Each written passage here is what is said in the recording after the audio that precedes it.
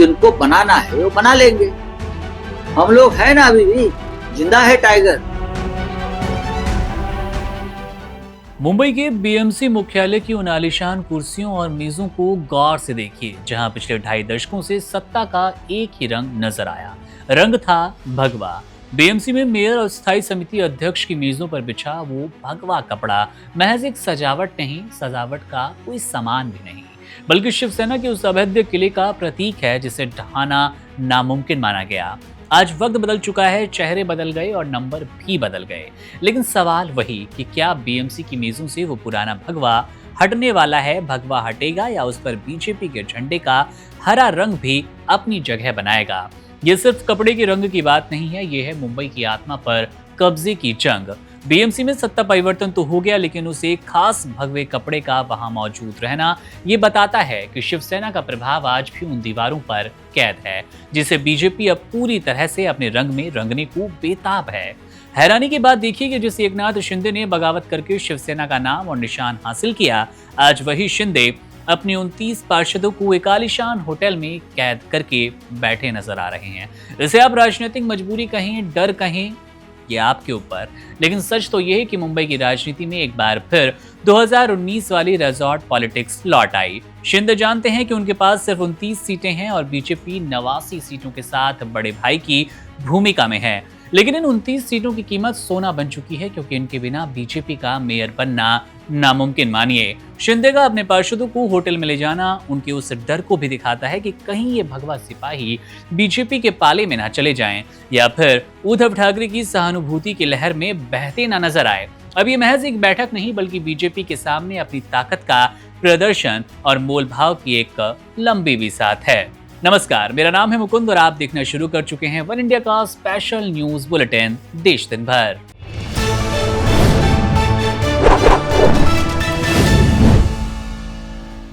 BJP और शिंदे सेना के बीच रिश्ता उस दोराहे पर खड़ा है जहां दोनों एक दूसरे की जरूरत तो महसूस कर रहे हैं और दोनों एक दूसरे से डरे भी हैं। बीजेपी के पास देवेंद्र फडणवीस जैसा चाणक्य है जो जानते हैं कि महाराष्ट्र की सत्ता पर पूरी पकड़ पाने के लिए बीएमसी का मेयर पद उनके पास होना कितना जरूरी है।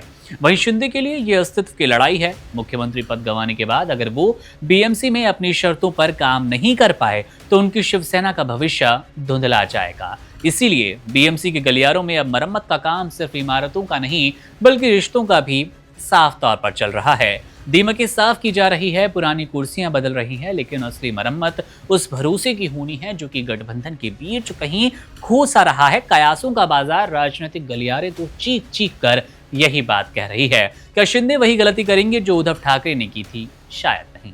शिंदे जानते हैं कि उद्धव के पास विकल्प थे, लेकिन उनके पास फिलहाल एनडीए के अलावा कोई सुरक्षित ठिकाना नहीं है। वो मेयर पद के लिए अड़ेंगे जरूर, लेकिन गठबंधन तोड़ेंगे नहीं। ये लड़ाई दरअसल एक्सचेंज ऑफर की है। शिंदे बीएमसी में मेयर की कुर्सी के बदले कल्याण, डोंबिवली और उल्हासनगर जैसे निगमों में अपना दबदबा चाहेंगे।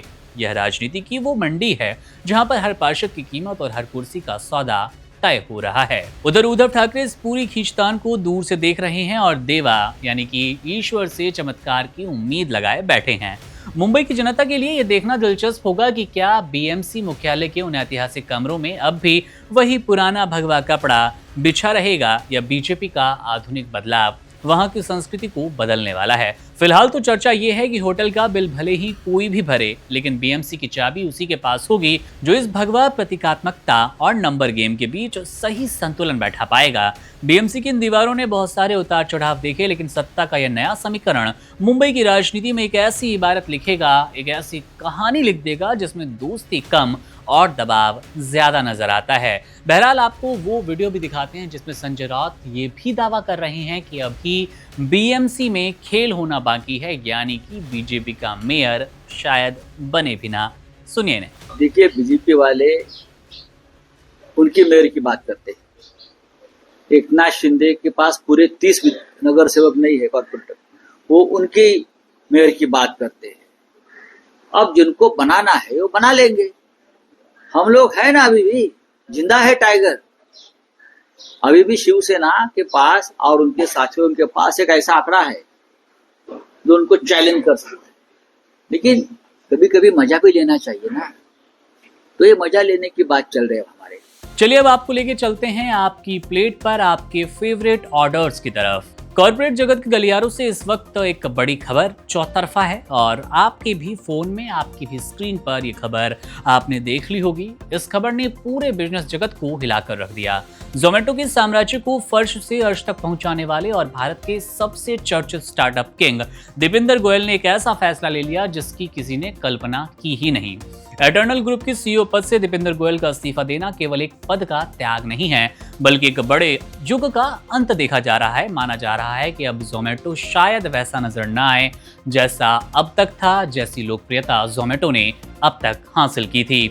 जाहिर तौर पर यह एक अंत हो सकता है, उसके साथ साथ एक नए अध्याय की शुरुआत भी है। दीपिंदर गोयल ने खुद सोशल मीडिया प्लेटफॉर्म एक्स पर इस खबर की पुष्टि कर बताया कि अब कंपनी के बोर्ड की मंजूरी के बाद अलबिंदर ढंसा एटर्नल ग्रुप के नए ग्रुप सीईओ की कमान संभालेंगे, जबकि दीपिंदर खुद अब बोर्ड में वाइस चेयरमैन की भूमिका में नजर आने वाले हैं।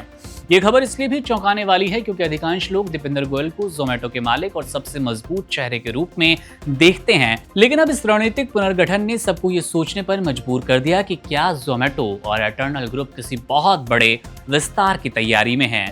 लेकिन इस इस्तीफे की खबर के बीच जिस बात ने सबसे ज्यादा सुर्खियां बटोरी वो है दीपिंदर गोयल की बेतहाशा दौलत और उनकी लग्जरी लाइफस्टाइल। महज 41 साल की उम्र में दीपिंदर गोयल ने जो बड़ा मकाम हासिल किया वो किसी सपने जैसा है, किसी सपने से बिल्कुल कम भी नहीं है। साल 2008 में एक छोटे से आइडिया से जोमेटो की शुरुआत करने वाले दीपिंदर आज करोड़ों की संपत्ति के मालिक हैं।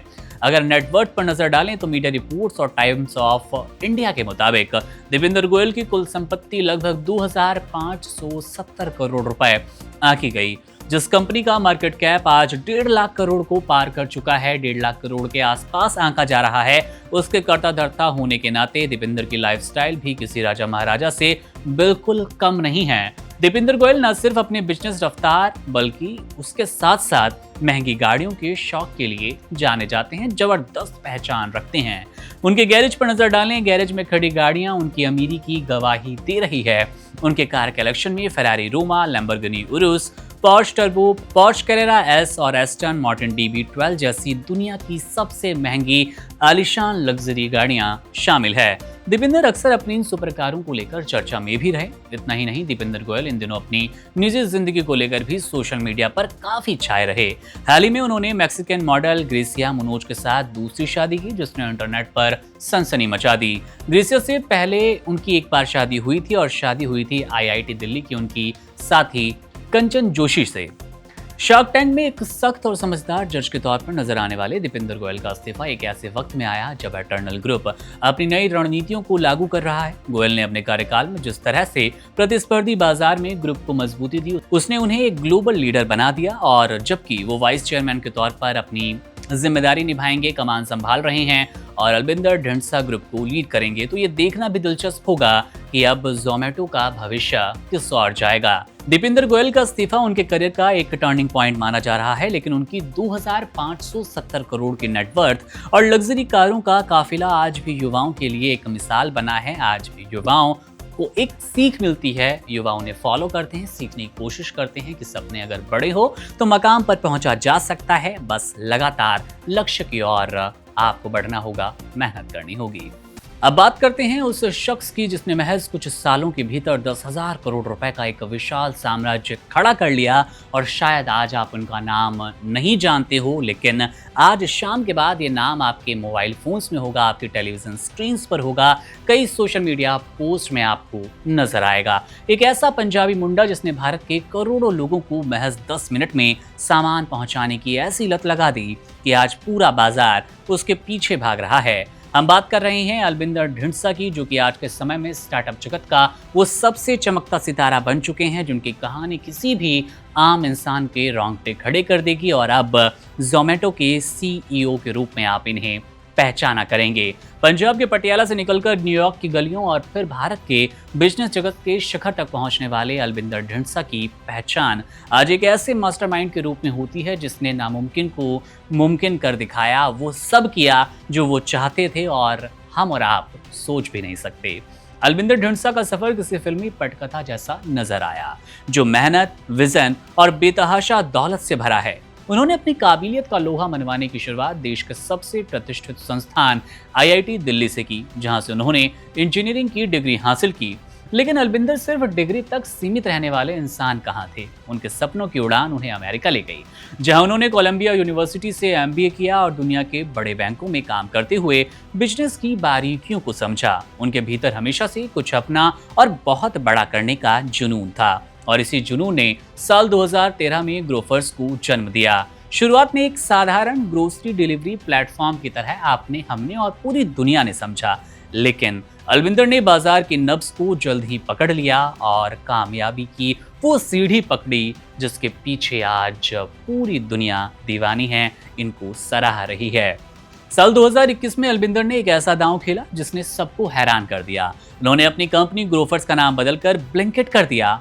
हो सकता है आप में से बहुत कम लोग जानते हो कि ब्लिंकिट ही वो ग्रोफर्स है जिनका नाम बदला गया है और अब आपके घरों में 10 मिनट में सामान पहुंचाया करते हैं। भारत में क्विक कॉमर्स की एक ऐसी क्रांति इस ब्लिंकिट ने शुरू की जिसकी आपने शायद कल्पना ना की हो।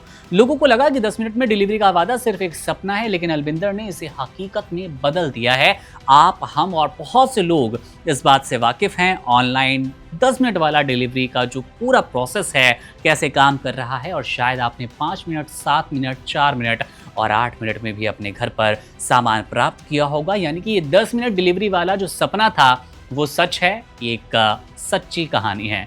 उनकी इस कंपनी की ताकत का अंदाजा इस बात से लगाया जा सकता है कि साल 2022 में जोमेटो जैसी दिग्गज कंपनी ने ब्लिंकिट को लगभग 4,447 करोड़ रुपए की भारी भरकम रकम चुकाकर खरीद भी लिया। ये अलविंदर की विजन की सबसे बड़ी जीत थी और यहाँ से इनकी शोहरत की कहानी और ज्यादा बढ़ती गई। अगर आज अलविंदर ढिंडसा की नेटवर्थ की बात की जाए तो आंकड़े आपको चौंका देंगे। विभिन्न मीडिया रिपोर्ट्स के अनुसार अलविंदर ढिंडसा की कुल संपत्ति लगभग 1.1 बिलियन अमेरिकी डॉलर के करीब पहुंच चुकी है, जो कि भारतीय रुपयों में 10,000 करोड़ रुपए से ज्यादा आंकी जा रही है। पटियाला का एक लड़का जो कि कभी नौकरी की तलाश में बाहर निकला, आज वो खुद हजारों लोगों को रोजगार दे रहा है और करोड़ों की संपत्ति का मालिक भी है। अलविंदर ढिंडसा सिर्फ एक बिजनेसमैन नहीं, बल्कि वो उस नए भारत की तस्वीर हैं जहां पर एक आइडिया और कड़ी मेहनत आपको दुनिया का सबसे रईस और प्रभावशाली लोगों की कतार में ला खड़ा करेगा। आज हर कोई जानना चाहता है कि इस शांत दिखने वाले शख्स ने आखिर कैसे इतना बड़ा तिलिस्म खड़ा कर दिया, इतना बड़ा व्यापार बनाया जिसने भारत के शॉपिंग करने के अंदाज को हमेशा के लिए बदल कर रख दिया। अलविंदर की ये 10,000 करोड़ की कहानी आज हर उभरती हुई उद्यमी के लिए एक बड़ी मिसाल है। जाहिर तौर पर आपको, हमको इससे कुछ सीखना चाहिए, सीखने को मिलता है। बहरहाल ये थी आज की वो बड़ी खबरें जिनका जानना आपके लिए, हमारे लिए और इस देश के लिए जरूरी था। मेरा नाम है मुकुंद, आप बने रहिए वन इंडिया के साथ। शुक्रिया। Subscribe to One India and never miss an update. Download the One India app now.